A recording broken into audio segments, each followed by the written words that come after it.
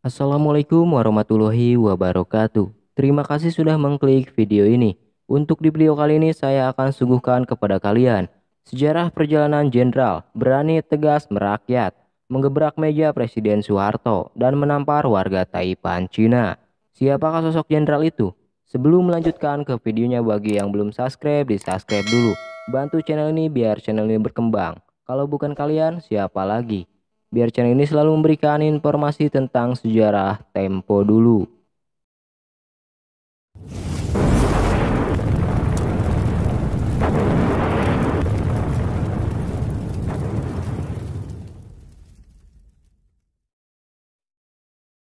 Jenderal Muhammad Yusuf yang dicintai rakyat dan disayangi prajurit. Meski berdarah bangsawan, turunan Raja Kajura Bone, Yusuf yang bernama Andi Muhammad Yusuf Amir mencopot gelar Andinya pada tahun 1950-an. Yusuf adalah tokoh sentral yang paham dengan rincian peristiwa 11 Maret 1966, Super Semar, pria kelahiran Bone Selatan, 23 Juni 1928. Ini merupakan aktor dari banyak peristiwa. Sebutlah Permesta, kasus Andi Sele dan pemberontakan Kahar Mujakar pada zaman Orde Baru. Yusuf berperan penting dalam peralihan era kepemimpinan dari Soekarno ke Soeharto. Dalam perjuangannya di Yogyakarta, Yusuf menjadi ajudan kesayangan Letkol Kahar Mujakar yang kelak berseberangan secara ideologis. Ia selanjutnya menjadi seorang patriot yang loyal kepada Republik dan berhasil membekuk Belanda dan komunis di Jawa dan di Sulawesi. Tersebut bisa dibilang sebagai salah satu figur militer berpengaruh pada Orde Lama. Selain menjadi perwira dalam operasi pemberantasan gerakan Pemersta, di tahun 1957 ia pernah menjadi Panglima Kodam Hasanuddin pada Oktober 1959. Karirnya meroket hingga akhirnya didapuk Soekarno sebagai Menteri Perindustrian, urusan perindustrian ringan di Kabinet Dwi Kora I pada 27 Agustus 1964.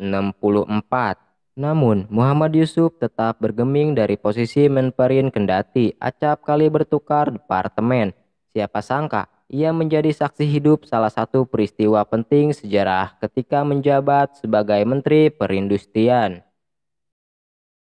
Jenderal Muhammad Yusuf dilantik sebagai Menhankam atau Pangab pada tahun 1978.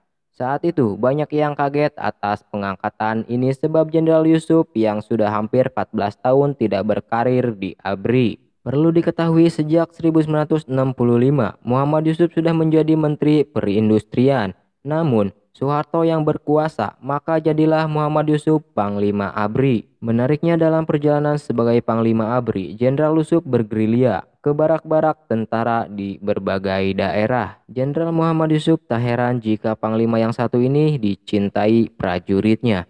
Salim Said menulis popularitas Jenderal Yusuf bahkan menyayangi Soeharto kala itu. Kabarnya, hal ini membuat Soeharto sempat cemburu melihat popularitas jenderal dari Bugis itu. Tak hanya dicintai prajuritnya, Jenderal Muhammad Yusuf juga dikenal tegas dan tak ada rasa takut.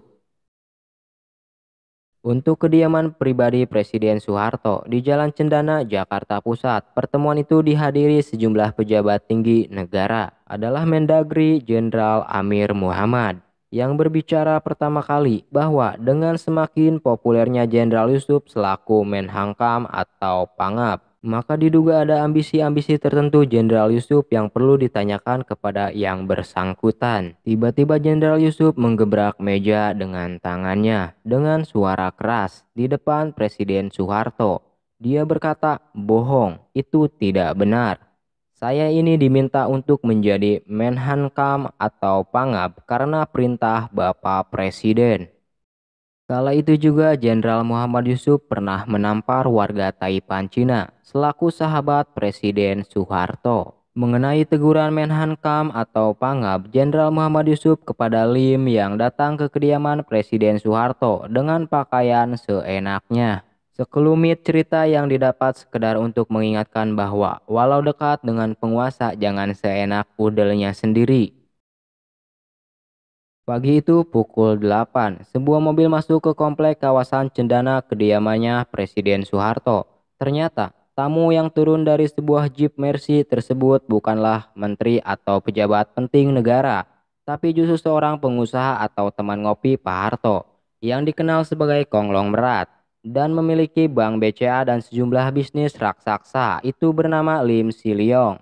Hanya dengan mengenakan celana pendek santai, bos konglomerat itu terlihat begitu santai memasuki kediaman presiden.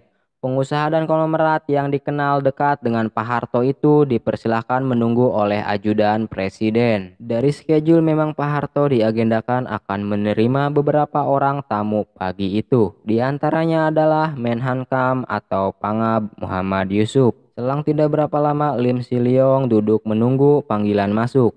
Tiba-tiba rombongan mobil membawa Menhankam atau Pangab masuk. Ketika Jenderal Muhammad Yusuf masuk ke cendana, disinilah ia berpapasan dengan Lim Siliong yang bercelana pendek tersebut. Jenderal Muhammad Yusuf menyapa dengan gaya bahasa khas Makassarnya.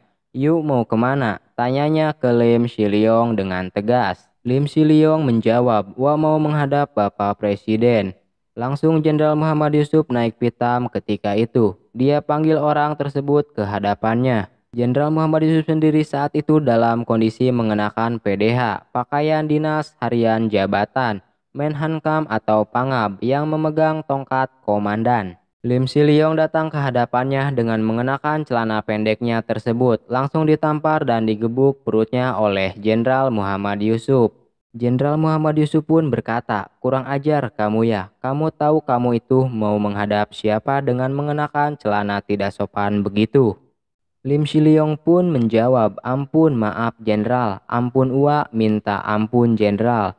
Sambil memegang wajahnya yang baru ditempeleng oleh orang nomor 1 militer Indonesia tersebut. "Lain kali kalau pakai celana pendek begini menghadap presiden saya tanam kamu hidup-hidup." Muhammad Yusuf dengan logat khas Makassarnya. Tidak peduli mereka siapa, apa jabatan mereka, dan sebagai apa. Yang jelas, jika mereka salah tetap salah, dan tidak peduli ia teman siapa. Cukup itu saja di video sejarah Jenderal Patriot NKRI sejati, tegas dan pemberani. Sosok beliau patut kita contohkan untuk membela dan menjaga negeri ini dari orang-orang yang ingin merebutnya. Mohon maaf apabila ada salah-salah kata dari isi cerita ini dan perkataan saya. Kasih kritikan di kolom komentar. Jika videonya kalian suka jangan lupa di like. Dan jika videonya bermanfaat untuk kalian jangan lupa di share di sosial media kalian masing-masing. Bagi yang belum subscribe di subscribe dulu. Bantu dan support terus channel ini biar channel ini selalu berkembang dan memberikan informasi tentang sejarah Tempo dulu. Terima kasih dan sampai jumpa di video berikutnya.